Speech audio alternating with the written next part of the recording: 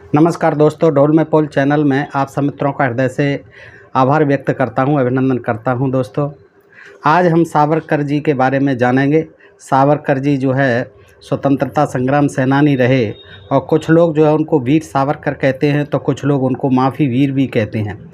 उनकी जीवनी जो है बड़ी रोचक है। किस तरह से उन्हें जेल काला पानी की सज़ा होती है और किस तरह से वो अंडमान निकोबार द्वीप समूह स्थित सेलुलर जेल में पहुंचते हैं, वहां कितनी यात्राएं उनको दी जाती हैं, सेलुलर जेल का माहौल कैसा रहता है, वहां किस तरह के लोग पहुंचते हैं और किस तरह से उनको यातनाएं दी जाती हैं, इस सब का वर्णन जो है आज के वीडियो में मिलेगा दोस्तों। और फिर साथ ही किस तरह से उन्हें अपनी दया याचिका यानी माफ़ीनामा भेजे गवर्नमेंट को, ब्रिटिश गवर्नमेंट को, तो वो सारी चीज़ें आज हम देखते हैं दोस्तों। आइए कि अंडमान की जेल जीता जागता नरक थी। लेखक लिखते हैं, अंडमान की जेल जीता जाता नरक थी। अंग्रेजी उपनिवेशवाद की क्रूरता और अमानवीयता का जीता जागता सबूत सेल्युलर जेल। अपने देश में लोकतंत्र और उदारता का दम भरने वाली व्यवस्था उपनिवेशों में कितनी अलोकतांत्रिक, बर्बर और नीच हो सकती है। अंडमान की सेल्युलर जेल का प्रशासन उसका सबसे भयावह उदाहरण था। सावरकर के खुद के संस्मरणों के अलावा त्रैलोक्यनाथ चटर्जी, वारिंद्र घोष, उल्लासकर दत्त और उपेंद्र बनर्जी सहित अंडमान के कई पूर्व कैदियों और शोधकर्ताओं ने जो वर्णन किए हैं वे रोंगटे खड़े कर देने वाले हैं। ब्रिटिश साम्राज्य में भूख हड़तालों पर शोध करने वाले केविन ग्रांट लिखते हैं ब्रिटिश साम्राज्य में भूख हड़तालों पर शोध करने वाले कि यम एक हिंदू देवता है, मृत्यु के देवता। 20वीं सदी के आरंभ में बंगाल की खाड़ी में स्थित भारत सरकार की अंडमान और निकोबार द्वीप समूह की बदनाम सेल्युलर जेल के मुख्य जेलर और स्वघोषित भगवान डेविड बारी को भारतीय कैदी यमराज कहा करते थे। बारी कई हजार मर्द अपराधियों और थोड़ी संख्या में राज्य के प्रति अपराध करने वाले अपराधियों को संभाला करता था।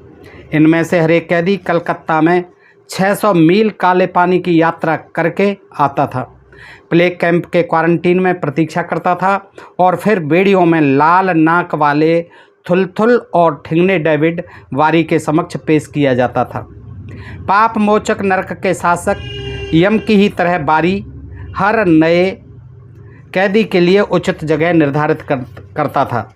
वह कैदी की सज़ा और शरीर की बनावट के अनुरूप अपनी सनक से यह फैसला लेता था कि वह कहाँ रहेगा, यानी कैदी, और उससे क्या श्रम करवाया जाएगा, वही तय करता था बारी जो है, डेविड बारी। राज्य के प्रति अपराध में दोषी पाए गए कैदी कैदे तनाई में रखे जाते थे और उनसे सबसे कष्टकारी और शरीर तोड़ने वाले काम करवाए जाते थे। एक बार जब कैदी का भाग्य तय हो जाता था, वार्डर उसकी बेड़ियाँ उतार देते थे और जेल का ड्रेस देते थे, एक टोपी, कुर्ता और हाफ पैंट, जिसे कई कैदी शालीन नहीं मानते थे। इसके बाद कैदियों को सामूहिक स्नान करने को कहा जाता था, जो उनके लिए धार्मिक रूप से अनुचित और अशालीन था। और इसके बाद तैलीय प्लेटों में घटिया खाना दिया जाता था। इसके बाद उन्हें जेल के भीतर उनकी सेलों में ले जाया जाता था। यह 7 तिमंजिला भवनों वाला एक गोलाकार ढांचा था, जिसमें 690 लोहे की छड़ों वाली सेल थी और 1 तिमंजिला निगरानी टावर। कुछ दिनों बाद एक लोहार आता था और हर कैदी के गले में लोहे की रिंग डालकर लकड़ी के नेक टिकट लगा देता था। हर टिकट पर कैदी का नंबर और उसके नीचे उस कानून का नाम जिसके तहत सज़ा हुई है, सज़ा की तारीख और सज़ा की अवधि होती थी। जिन्हें राज्य के खिलाफ अपराध में सज़ा होती थी वे खुद को राजनीतिक कैदी कहना पसंद करते थे, लेकिन जेल के नियमों के तहत उन्हें इस रूप में मान्यता नहीं मिलती थी। ब्रिटेन या आयरलैंड की तरह भारत में राजनीतिक कैदी की श्रेणी अस्तित्व में नहीं थी। इन कैदियों के कुर्ते पर डी अक्षर लिखा होता था, अर्थ होता था खतरनाक, यानी डेंजरस। डी लिखा होता था कुर्ते पर। तो दोस्तों, ये बहुत महत्वपूर्ण विषय है और मैं सुना रहा हूँ आपको। अशोक कुमार पांडे जी प्रसिद्ध लेखक हैं, उनकी ये पुस्तक है सावरकर, काला पानी और उसके बाद। तो आइए आगे देखते हैं। मारपीट, गाली गलौज, अमानुषिक श्रम और 24 घंटों की पहरेदारी वाला रौरव न रखा कारावास। बारिंद्रनाथ का संस्मरण केविन ग्रांट द्वारा दिए गए तथ्यों की तस्दीक ही नहीं करता, बल्कि और विस्तार से बताता है। ऐसा नहीं था कि हिंदुस्तानी जेलें कोई आदर्श थीं, वहाँ कोई लोकतांत्रिक सुविधा नहीं मिलती थी। याद कीजिए, इन्हीं सुविधाओं के लिए भगत सिंह और उनके साथियों ने 106 दिन की भूख हड़ताल की थी, जिसमें जतिन दास 63वें दिन शहीद हुए। लेकिन अंडमान इन सब का अतिरेक था। इस सब का सबसे भयावह रूप नारियल की जटा से रस्सियां बटने से लेकर कोलू पेरने तक का काम और लगातार अपमान। इसका कारण भी बहुत स्पष्ट था। अंग्रेजी सरकार उन क्रांतिकारियों का मनोबल तोड़ना चाहती थी जो उसकी सत्ता को उखाड़ फेंकना चाहते थे। यह जितना शारीरिक था उतना ही मनोवैज्ञानिक भी। शायद इसीलिए भारत के मुख्य भूगोल से दूर एक ऐसी जगह चुनी गई थी जहां न मिलने जुलने के लिए परिचित और परिवार वाले पहुंच सके ही नहीं, जहां से आपकी आवाज़ बाहर प्रेस तक न पहुंच सके। फांसी के बाद यह सबसे बड़ी सज़ा थी। फांसी में फिर आप रह ही नहीं जाते। फांसी में फिर आप रह ही नहीं जाते विरोध के लिए। और इस सज़ा में मनोबल को इस तरह तोड़ने की कोशिश की जाती थी कि या तो जेल के भीतर ही मर खप जाएं या फिर झुक जाएं, माफ़ी मांग लें और बाहर निकलकर विरोध करने की हिम्मत न बचे। हालांकि फांसी में बस एक क्षण होता है जब जल्लाद तख्ता खींचता है, सांसें घुटती हैं और सब खत्म। यही परीक्षा थी उन मृत्युंजय क्रांतिकारियों की। अंग्रेजी साम्राज्य के खिलाफ आखिरी सांस तक संघर्ष का जो व्रत उन्होंने लिया था, उसे तोड़ने की अंग्रेजी शासन की कोशिशों को विफल करके अपना व्रत निभाने की। और इस परीक्षा को उन्होंने अपने आत्मबल और महान उद्देश्य के प्रति समर्पण के सहारे निभाया भी। कितने ही लोग शहीद हो गए, कितनों ने यातनाएं झेलीं, लेकिन संघर्ष करते रहे और कितने ही सज़ा काटकर आने के तुरंत बाद फिर से आज़ादी की लड़ाई में सन्नद्ध हो गए। बिहार के योगेंद्र शुक्ल हों, बंगाल के त्रैलोक्यनाथ चटर्जी, मनमथनाथ गुप्ता हों या लाला रामशरण दास और पंडित परमानंद जैसे सैकड़ों अन्य, अंडमान की सज़ा इन्हें तोड़ नहीं पाई थी। गिरफ्तारी के बाद यह परीक्षा विनायक दामोदर सावरकर को भी देनी थी। अंग्रेजी राज्य के खिलाफ हिंसक आंदोलन और व्यक्तिगत हत्याओं का जो रास्ता सावरकर ने चुना था, उसी से उन्हें युवा क्रांतिकारियों के बीच हीरो बनाया था। 1857 के महान विद्रोह का इतिहास लिखकर जिस तरह उन्होंने धर्म से ऊपर उठकर अंग्रेजी शासन के खिलाफ लड़ने वालों को नायक और उनका साथ देने वालों को विलेन बनाया, अब वह मानदंड उनके सम्मुख था। उन्होंने प्रतिरोध की जो राह चुनी थी, बंदूकों और बमों का जो इस्तेमाल चुना था, उसकी राह में फांसी और काले पानी जैसे पड़ाव सहज थे। उन्होंने दुनिया का इतिहास पढ़ा था, जो जानते थे कि क्रांतिकारियों के सामने गिरफ्तारी और भयावह सजाओं के खतरे होते हैं। तो इस राह पर चलते उन्हें गरिमा से स्वीकार करके कर्तव्य पथ पर चलने के लिए मानसिक रूप से तैयार रहना था उन्हें। अगर वो ऐसा कर पाते तो भारत ही नहीं, दुनिया भर के क्रांतिकारियों के लिए एक मिसाल बन सकते थे। सावरकर के कुर्ते पर भी वही डी निशान था, डेंजरस डी निशान था। आजीवन कारावास की 2 सजाएं पाकर अंडमान आया हुआ क्रांतिकारी यमदूत बारी के लिए दूसरे क्रांतिकारियों से भी अधिक खतरनाक था। तो जाहिर है उन्हें भी कठोर सजाएं मिली। कोलू फेरना, नारियल की जटा से रस्सी बनाना, ढुलाई करना, कैद इतना ही। सावरकर खुद भी जानते ही होंगे न्यायालय के कटघरे में खड़े होते वक्त कि ये सजाएं मिलनी हैं। जैसे भगत सिंह अदालत में बम फेंकते समय जानते थे कि फांसी के फंदे तक पहुंच सकते हैं और तैयार थे उसके लिए। गिरफ्तारी से फांसी के बीच कभी एक क्षण के लिए कमज़ोर नहीं हुए। चाहे अदालत में दिए बयान हों या जेल में लिखे लेख, वह लगातार देश की आज़ादी और समानता की विचारधारा के प्रसार में लगे रहे। सावरकर ने भी पकड़े जाने के बाद जो पहली किताब मंगाकर पढ़ी थी, वह थी अंडमान का सरकारी इतिवृत्त। तो वह जानते थे कि कैसा भविष्य है उनके सामने। वह भविष्य अतल अंधकार से भरा था और उसका भय भी सावरकर के गहरे ही था। भायकुला जेल में स्थानांतरित किए जाते समय के संस्मरण में सावरकर का भावुक कवि रूप जब सामने आता है तो यह भय स्पष्ट हो जाता है। ऐसा प्रतीत हो रहा था, लिखते हैं सावरकर जी, ऐसा प्रतीत हो रहा था मेरी संपूर्ण शक्ति निचुड़ गई है। कोठरी में बंद करके हवलदार के जाते ही मैं निडाल होकर भूमि पर लेट गया। देखा तो ऊपर कबूतर के बच्चे अकेलेपन के दुखित स्वर में आक्रोश व्यक्त कर रहे थे, तड़प रहे थे।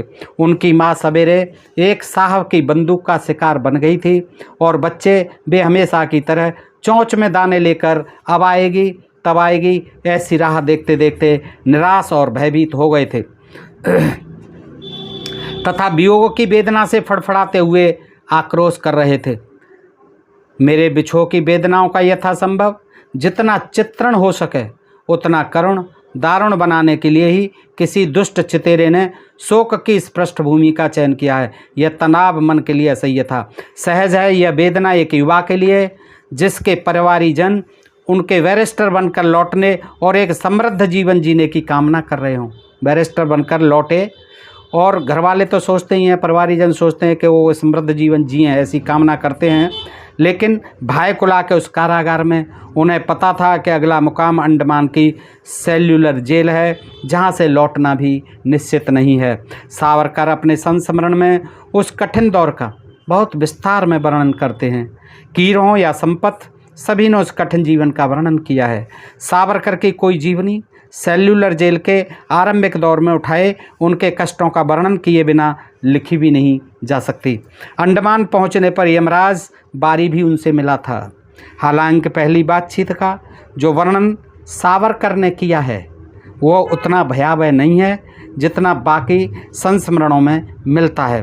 संभव है लंदन में पढ़े लिखे बैरिस्टर से बातचीत में बाकियों की तुलना में थोड़ा नरम रहा हो, क्योंकि वो पढ़े लिखे थे, बैरिस्टर थे लंदन से। तो बारी जो है, जो डेविड बारी था वहाँ का इंचार्ज सेल्युलर जेल का, वो लिखते हैं कि वो मुझसे थोड़ा नरम रहता था बातचीत में, और उसका कारण ये भी हो सकता है। सावरकर लिखते हैं कि बारी ने मार्से में जहाज़ से भागने के बारे में पूछा कि तुमने ऐसा क्यों किया, तो सावरकर ने जवाब दिया कि इसके कई कारण हैं, जिनमें से एक यह है कि इन सभी कष्टों से मुक्ति मिले जो यहाँ पर कष्ट मिलते हैं। बारी ने पलट कर पूछा, परंतु इन कष्टों में तुम खुद ही कूदे थे ना? सावरकर जवाब में, इन कष्टों में कूदने और इन कष्टों से यथासंभव मुक्त होने, दोनों को जो अपना कर्तव्य बताते हैं, उस पर बारी की हंसी बहुत कुछ कहती है। इसमें एक मज़ेदार संवाद है। मैं अंग्रेज़ नहीं हूँ, बारी कहता है, मैं अंग्रेज़ नहीं हूँ, आयरस हूँ। उसी कारण मेरे मन में तुम्हारे प्रति अनादर और तिरस्कार का भाव उत्पन्न नहीं होता। इंग्लैंड में मैंने अपने तरुणाई के दिन बिताए हैं और उन लोगों के सद्गुणों का मैं चाहने वाला हूँ। मैं यह इसलिए कह रहा हूँ कि मैं आयरस हूँ। बचपन में मैंने भी आयरलैंड को अंग्रेज़ों के चंगुल से छुड़ाने के लिए छिड़े स्वतंत्रता संग्राम में हिस्सा लिया था। मैं तुम्हें मित्रता के नाते कह रहा हूँ, तुम अभी युवा हो, बारी कह रहा है, तुम अभी युवा हो, मैं तुमसे बड़ा हूँ, तुमसे अधिक दुनिया देखी है। तो सावरकर ने कहा, और क्या आपको यह नहीं लगता कि उम्र में बड़ा होना ही आप में आए परिवर्तन का कारण है? बुद्धिमत्ता नहीं बढ़ी बल्कि ऊर्जा घट गई। हालांकि माफ़ी मांगकर रिहा होने वाले एक और क्रांतिकारी वारिंद्र कुमार घोष बारी को लेकर इतने कटु नहीं हैं। वारिंद्र कुमार घोष, बल्कि वह बताते हैं कि बारी उन जैसे पढ़े लिखे कैदियों के प्रति अधिक कृपालु था और इसीलिए उन्हें जेल के छोटे अधिकारियों और वार्डनों से भी वैसा अपमान नहीं झेलना पड़ता था जैसा आम अपराधी कैदी झेलते थे। सावरकर से जो पहली बातचीत यहाँ उद्धृत है वह भी इसकी गवाही देती है। कहना मुश्किल है कि आगे उन्होंने उत्पीड़न का जो वर्णन किया है उसमें कितना सच है और कितना प्रक्षिप्त। अध्याय याचिकाएँ देखते हैं दोस्तों। आश्चर्य होता है कि वही सावरकर 6 महीने के अंदर अपना पहला माफ़ीनामा लिखते हैं। यह लिखते हुए बारी से हुई बातचीत उन्हें याद आई होगी। क्या यह सवाल उन्होंने खुद से पूछा होगा कि आखिर उनके विचार का परिवर्तन क्यों नहीं हुआ? उनकी तो इतनी उम्र भी नहीं हुई थी कि ऊर्जा कम हो जाती। हालांकि 1911 में लिखी उनकी इस याचिका की प्रति उपलब्ध नहीं है, लेकिन संपत द्वारा उद्धृत 1913 में भेजी गई याचिका में सावरकर लिखते हैं कि अंत में मैं महामहिम को स्मरण कराना चाहता हूँ। ये सावरकर लिखते हैं कि अंत में मैं महामहिम को स्मरण कराना चाहता हूँ कि वह कृपा पूर्वक 1911 में भेजी गई मेरी क्षमा याचिका पिटीशन फॉर क्लीमेंसी को देखें तथा इसे भारत सरकार को भेजे जाने के लिए संस्तुत करें। भारतीय राजनीति में हाल के परिवर्तनों तथा सावरकर की समझौते की नीतियों ने एक बार फिर संवैधानिक रास्ते खोल दिए हैं। अब कोई भी व्यक्ति जिसके हृदय में भारत और मानवता की भलाई है कभी उन कटीले राहों पर नहीं चलेगा। देखिए क्या लिखते हैं, अब कोई भी व्यक्ति जिसके हृदय में भारत और मानवता की भलाई है कभी उन कटीली राहों पर नहीं चलेगा जिसने 1906-07 में भारत की उत्तेजक और निराशा से भरे माहौल में हमें शांति और प्रगति के रास्ते से भटका दिया। इसलिए अगर सरकार अपनी बहुमुखी कृपा और दया से मुझे रिहा कर देती है, मैं संवैधानिक प्रगति के सबसे कट्टर समर्थक और अंग्रेजी सरकार के प्रति वफादार रहने के अलावा कुछ और नहीं हो सकता। दोस्तों, आप समझ रहे होंगे कि कभी उन कटीली राहों पर नहीं चलेगा। अब वो सावरकर जी ने लिखा है कि कोई भी व्यक्ति जिसके हृदय में भारत और मानवता की भलाई है कभी इन कटीले रास्तों पर नहीं चलेगा जिसने 1906-07 में भारत की उत्तेजक और निराशा से भरे माहौल में हमें शांति और प्रगति के रास्ते से भटका दिया। इसीलिए अगर सरकार अपनी बहुमुखी कृपा और दया से मुझे रिहा कर देती है तो मैं संवैधानिक प्रगति के सबसे कट्टर समर्थक, संविधान की प्रगति, अंग्रेज़ों का संविधान, उसके प्रति कट्टर समर्थक और अंग्रेजी सरकार के प्रति वफादार रहने के अलावा कुछ और नहीं हो सकता। पूर्ण वफादार रहूँगा, कट्टर समर्थक रहूँगा अंग्रेज़ सरकार का, जो प्रगति के लिए सबसे पहली शर्त है। जब तक हम जेल में हैं, भारत में महामहिम के वफादार सैकड़ों हजारों लोगों के घरों में सच्ची खुशी और आनंद नहीं आ सकता। वो कहते हैं कि जब तक हम जेल में हैं तब तक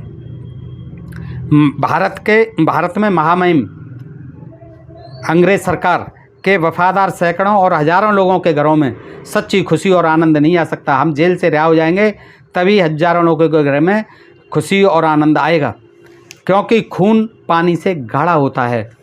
लेकिन अगर हम रिहा कर दिए जाएंगे तो लोग तुरंत ही खुशी और उस सरकार के प्रति, अंग्रेज़ सरकार के प्रति आभार की आवाज़ ऊंची करेंगे, जिसे दंड देने और बदला लेने से अधिक माफ़ करना और सही राह पर लाना आता है। यानी उस सरकार के प्रति आभार व्यक्त करेंगे। अगर हमें छोड़ दिया जाता है, रिहा कर दिया जाता है, तो लोग जो है आभार की आवाज़ ऊंची करेंगे सरकार के प्रति, और दंड देने और बदला लेने से अधिक माफ़ करना और सही राह पर लाना आता है। ऐसी लोगों की धारणा बनेगी अगर हमें रिहा कर दिया जाता है। इसके अलावा मेरा संवैधानिक रास्ते पर चलने का परिवर्तन भारत और विदेश में उन युवकों को वापस ले आएगा। देखिए, ये भी आश्वासन देते हैं कि अगर मैं रिहा होता हूँ तो जो मेरा संवैधानिक रास्ते पर चलने का परिवर्तन, यानी संवैधानिक उनका जो जितना भी विधान था, जो नियम कानून थे, उन पर चलने का, और ये मेरा परिवर्तन भारत और विदेश में उन युवकों को वापस ले आएगा जो कभी मुझे अपने मार्गदर्शक की तरह देखते थे। यानी वो लोग जो है वो युवक वापस आ जाएंगे जो कभी मुझे मार्गदर्शक की तरह देखते थे, यानी वो भी मेरे जैसे हो जाएंगे, उनमें भी परिवर्तन आ जाएगा आपके सरकार के प्रति सम्मान का, आदर भाव का। मैं सरकार की उनकी इच्छा अनुरूप किसी भी रूप में सेवा करने के लिए तैयार हूँ। मैं सरकार की उनकी इच्छा के अनुसार किसी भी रूप में सेवा करने के लिए तैयार हूँ। किसी भी तरह से सेवा करवाए मुझसे सरकार, मैं तैयार हूँ, क्योंकि चूँकि मेरा परिवर्तन अंतरात्मा से है। ये मेरा जो परिवर्तन हो रहा है, हृदय परिवर्तन हो रहा है, अंतरात्मा से है। इसलिए मुझे आशा है कि मेरा भविष्य का व्यवहार भी ऐसा ही होगा, बिल्कुल आपके अनुकूल रहेगा मेरा व्यवहार। केवल एक शक्तिशाली ही दया, आगे लिखते हैं, केवल एक शक्तिशाली ही दयावान हो सकता है। देखिए, ये जो है किस तरह से उनकी चापलूसी में लिखे हैं शब्द, केवल एक शक्तिशाली ही दयावान हो सकता है। शक्तिशाली पावरफुल आदमी ही दयावान हो सकता है, और इसीलिए जो ताकतवर है वही दयालु हो सकता है।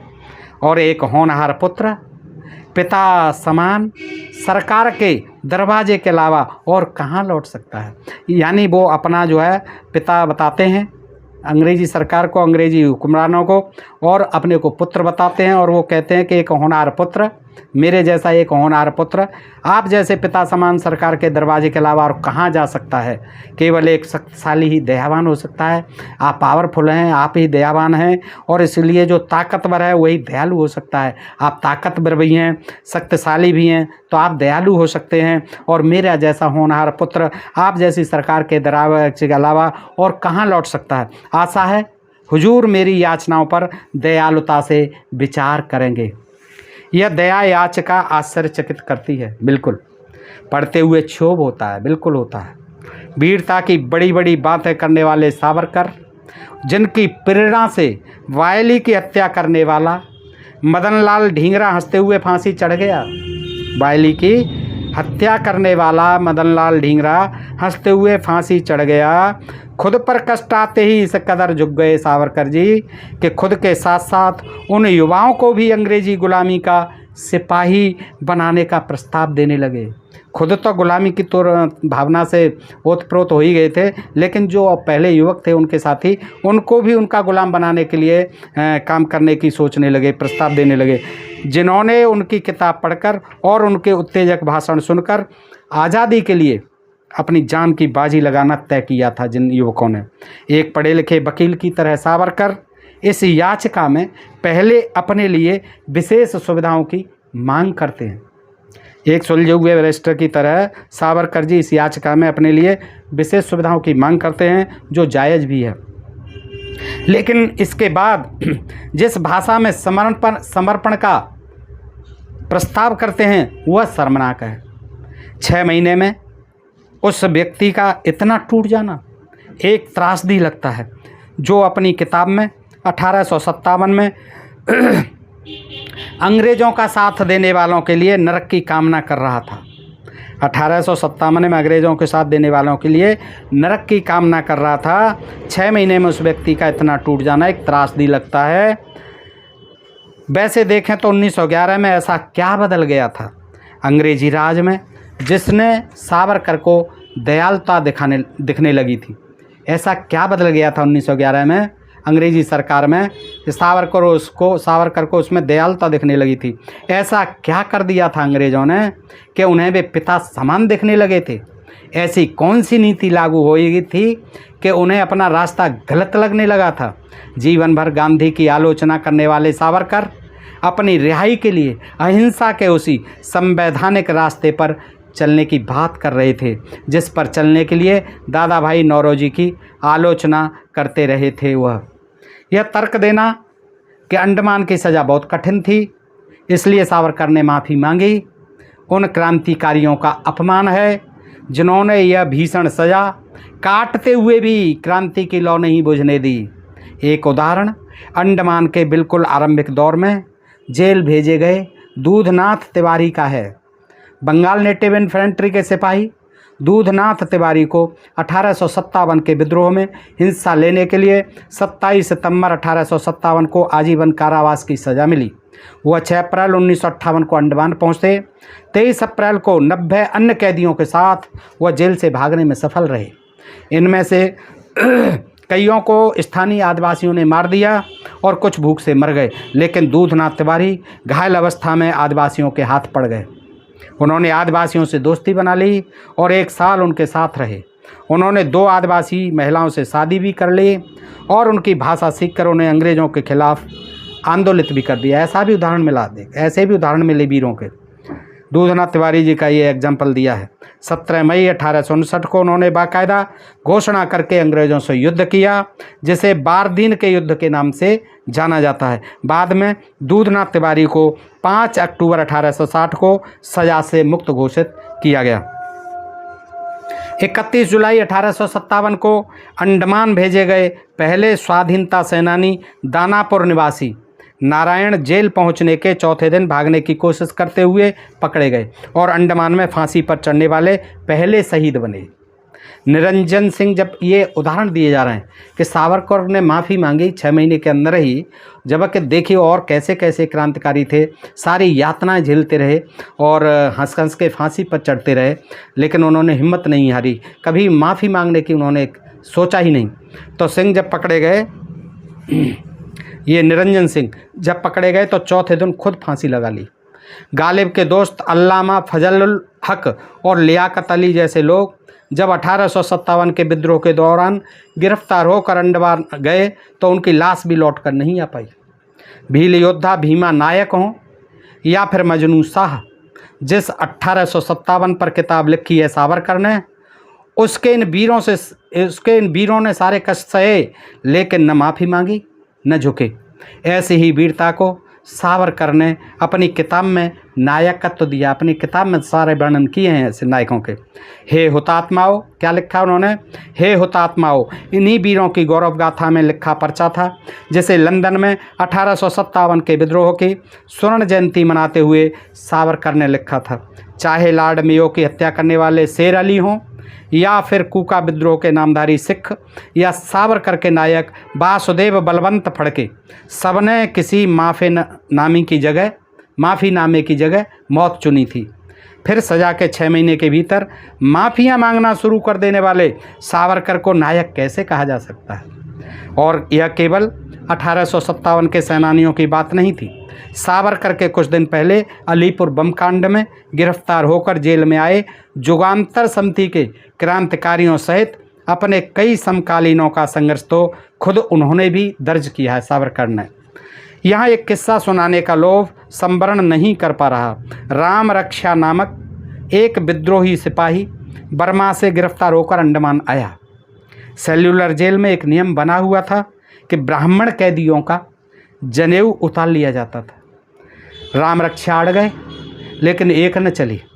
जनेऊ उतारे जाने के बाद उन्होंने अन्न जल त्याग दिया, तबीयत बिगड़ी और अंततः उनकी मृत्यु हो गई। इस घटना को आज कैसे देखा जाए, यह आपकी दृष्टि पर निर्भर करता है। एक तरफ तो जातीय चिन्हों को लेकर ऐसी जिद को पिछड़ा हुआ घोषित किया जा सकता है, तो दूसरी तरफ अपने अधिकारों के लिए संघर्ष करते हुए जान तक दे देने की तरह भी से देखा जा सकता है। आखिर जेल में भी किसी व्यक्ति को अपने धार्मिक विचारों के पालन का पूरा अधिकार होता है। एक तर्क दिया जाता है कि सावरकर इसलिए माफ़ी मांग कर रिहा होना चाहते थे कि इसके बाद वह देश की सेवा कर सकें। बेहद लचर है यह तर्क। सावरकर एक पढ़े लिखे बैरिस्टर थे। कानूनी प्रक्रिया उन्हें बहुत कायदे से पता थी। उन्हें मालूम था कि जिस तरह से स्वामी भक्त का प्रस्ताव वह दे रहे हैं अंग्रेज़ों के लिए, रिहाई मिली तो सशर्त ही मिलेगी, कंडीशनल होगी रिहाई, और उसमें वह दोबारा कोई ऐसा काम नहीं कर सकेंगे जो अंग्रेज़ों के खिलाफ हो। इतिहास बताता है कि हुआ भी ऐसा ही। यहाँ एक बात और दर्ज करनी जरूरी होगी। सावरकर ने अपने समग्र में इन दया याचिकाओं का जिक्र नहीं किया है। ब्रिटिश सरकार के गोपनीय दस्तावेजों से ये याचिकाएं सावरकर की मृत्यु के बाद डिक्लासिफाइड हुई और लोगों को पता चला कि लगातार वीरता की गाथा गाते हुए विनायक दामोदर सावरकर असल में अपनी रिहाई के बदले ब्रिटिश सरकार की वफादारी का वायदा कर चुके थे। जाहिर है यह समग्र नहीं है और सावरकर के जीवन के एक ऐसे सच को छिपाता है जिसे उनकी हर हरकत का बचाव करने वाले संपत जैसे इतिहास लेखक भी नहीं छिपा पाते। संपत जी लिखते हैं उनकी माफ़ीनामों को। जहाँ जनता को इन दया याचिकाओं के बारे में पता नहीं था, वहीं सावरकर यह जानते थे कि जिस दिन ये याचिकाएं जनता के सामने आएंगी, उनकी वीरता का घूंघट पूरी तरह उतर जाएगा। अंडमान का संस्मरण लिखते समय और फिर अपना समग्र संपादित करते हुए उन्हें यह भय लगातार लगा रहा होगा और इस भय से ही वह हीनता बोध भरा होगा जिसके चलते वह लगातार आत्म प्रशंसा में और गांधी जैसे निर्भय स्वाधीनता सेनानी की क्रूरतम आलोचनाओं में डूबते चले जाते हैं। और दोस्तों, हमने ये भी पढ़ा है कि उन्होंने जो वीर उपाधि है अपने आप ही नाम के आगे लिख ली थी, वीर सावरकर। तो दोस्तों, इसके भी कई लेख हैं, कभी उनको भी प्रस्तुत करेंगे। जेल में पठान कैदियों के वार्डर के रूप में क्रूरता को जो कारण दिया जाता है सावरकर के हृदय परिवर्तन के लिए, उसे लिखते समय इस बात को कहीं रेखांकित नहीं किया जाता कि अंडमान ही नहीं, किसी भी जेल में इस भूमिका में कैदी क्रूरता ही दिखाते हैं, क्योंकि इसी क्रूरता से उन्हें जेल के अफसरान की वह कृपा मिलती है जिससे उनका पद और रुतबा बरकरार रहे। सावरकर जब खुद फॉरमैन बने तो उन्होंने यही भूमिका निभाई, यानी दूसरे कैदियों को सताना, मारना, पीटना। ये जो है फॉरमैन बने तो उन्होंने भी भूमिका निभाई। इंग्लैंड में पढ़े लिखे एक बैरिस्टर को इतनी सी बात समझ में न आए, यह संभव नहीं, लेकिन इसका तथा अन्य सांप्रदायिक बातों का प्रयोग उन्होंने अपने प्रशंसकों को एक तर्क उपलब्ध कराने के लिए किया जिसकी आड़ में भविष्य में ब्रिटिश सरकार के समक्ष उनके समर्पण को, सरेंडर को सही ठहराया जा सके। उनकी दया याचिकाओं ने रिहाई के बाद सावरकर के राजनीतिक व्यवहार की एक नई व्याख्या का रास्ता भी खोला। आमतौर पर यही माना जाता है कि सेल्युलर जेल में रहते हुए सावरकर के भीतर सांप्रदायिक भावनाएं और बलवती हुईं और वह लगातार हिंदूवादी होते चले गए। लेकिन इन माफ़ी याचिकाओं की रोशनी में देखा जाए तो सावरकर का जेल से छूटने के बाद का स्टैंड अंग्रेजी सरकार से किए गए वफादारी के वायदे को निभाने के क्रम में की कार्रवाई भी हो सकती है। 1940 के दशक के राष्ट्रवादी उभार के मुकाबले के लिए अंग्रेज़ों को एक तरफ मुस्लिम सांप्रदायिक आंदोलन की ज़रूरत थी तो दूसरी तरफ हिंदू सांप्रदायिक आंदोलन की। मुस्लिम लीग और जिन्ना एक पक्ष का प्रतिनिधित्व कर रहे थे और सावरकर की हिंदू महासभा ने दूसरी तरफ से जो मोर्चा संभाला, उसका उपयोग ब्रिटिश सरकार ने द्वितीय विश्व युद्ध के दौर में कांग्रेस और राष्ट्रवादी आंदोलन के दमन में बखूबी किया। संभव है कि जैसा कि उन्होंने मैं सरकार की उनकी इच्छा अनुरूप, जैसे लिखा था उन्होंने माफ़ीनामे में कि मैं सरकार की उनकी इच्छा अनुरूप किसी भी रूप में सेवा करने के लिए तैयार होने का वायदा किया था। अंग्रेज़ों की बांटो और राज करो नीति का पालन करते हुए सावरकर वह वायदा निभा रहे थे। यानी 1940 के दशक की ये बात थी कि राष्ट्रवादी उभार हो रहा था मुगलों के लिए मुकाबले के लिए। अंग्रेज़ों का एक तरफ मुस्लिम सांप्रदायिक हिंदुओं को और मुसलमानों को लड़ाना उनका मकसद था, उधर जिन्ना थे, इधर ये हिंदू महासभा थी सावरकर की, और इनका जो है उपयोग फिर द्वितीय विश्व युद्ध के दौर में कांग्रेस और राष्ट्रवादी आंदोलन के दमन में इन्होंने किया, इनका उपयोग किया। जिस समय सावरकर माफ़ीनामा लिख रहे थे उसी समय होतीलाल वर्मा भी पत्र लिख रहे थे। होतीलाल हरियाणा से निकलने वाली स्वराज्य पत्रिका के संपादक रहे थे और उन्हें सावरकर की ही तरह राज विरोधी लेख लिखने के लिए काला पानी की सज़ा मिली थी।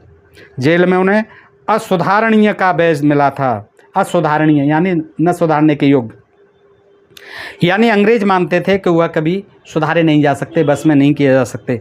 सेल्युलर जेल की अमानवीय स्थितियों की जानकारी देश के दूसरे हिस्सों में पहुंचाने के लिए होतीलाल जी ने 3 पेज का पत्र लिखा और उस पर अपने हस्ताक्षर करते हुए अपना कोठरी नंबर भी दर्ज किया।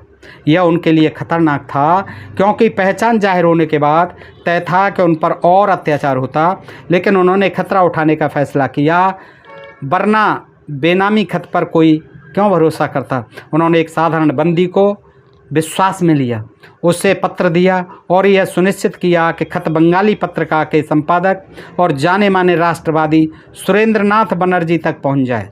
सुरेंद्रनाथ बनर्जी ने अपने अखबार में 4, 8 और 20 सितंबर 1911 को यह पूरा खत छापा, जिसके बाद पूरे देश में सेल्युलर जेल की अमानवीयता के खिलाफ आवाज़ उठने लगी। आनंद बाजार पत्रिका और लाहौर के ट्रिब्यून में भी यह खबर छपी और फिर ब्रिटिश सरकार को अंडमान की स्थितियों पर एक रिपोर्ट तैयार करनी पड़ी। होतीलाल जी के साहसिक कारनामे को सावरकर ने भी दर्ज किया है। सावरकर लिखते हैं, अतः इस दृष्टि से कारागृह के अंदर बाह्य सुधार लाने के लिए हमें ऐसे पत्र भेजकर हड़ताल करके अनुनय या प्रतिकार के साथ आंदोलन करना ही होगा, लेकिन लिखने का मौका मिलने पर ऐसा कोई पत्र लिखने की जगह दया याचिका के रूप में माफ़ीनामा लिखते हैं और हड़ताल का समय आने पर उससे अलग रहते हैं। ये दोहरी बात कर दी उन्होंने। एक तरफ जो होतीलाल जी का साहसिक कारनामा था पत्र लिखने छपवाने का सुधार गृह के लिए, उसके सुधार के लिए कारागृह के सेल्युलर जेल के, उसका जो है एक तरफ तो कहते हैं इस दृष्टि से कारागृह के अंतर्बाह्य सुधार लाने के लिए हमें ऐसे पत्र भेजकर हड़ताल करनी चाहिए, अनुनय या प्रतिकार के साथ आंदोलन करना ही चाहिए, लेकिन दूसरी तरफ वो माफ़ीनामा लिखते हैं। लिखने का मौका मिलने पर ऐसा कोई पत्र लिखने की जगह दया याचिका के रूप में माफ़ीनामा लिखते हैं और हड़ताल का समय आने पर उससे अलग रहते हैं। तो दोस्तों, ये छोटा सा प्रसंग मैंने आपके समक्ष रखा। दोस्तों, मैं समझता हूँ कि ये जानकारी आपको पहली बार मिल रही होगी। इतनी जो है प्रामाणिक जानकारी अशोक कुमार पांडे जी की पुस्तक सावरकर काला पानी, और उसके बाद इसमें बड़ी अच्छी जानकारी और भी हैं दोस्तों। तो आज के लिए इतना ही। बताइए, अगर आपको ये प्रसंग अच्छा लगा हो तो अपने दोस्तों में भी अधिक शेयर किया करें दोस्तों, और अपने प्रिय चैनल ढोल में पोल को सब्सक्राइब करते रहें। आज के लिए इतना ही। सुनने के लिए आप सब मित्रों का हृदय से आभार। नमस्कार, जय हिंद, जय भारत दोस्तों।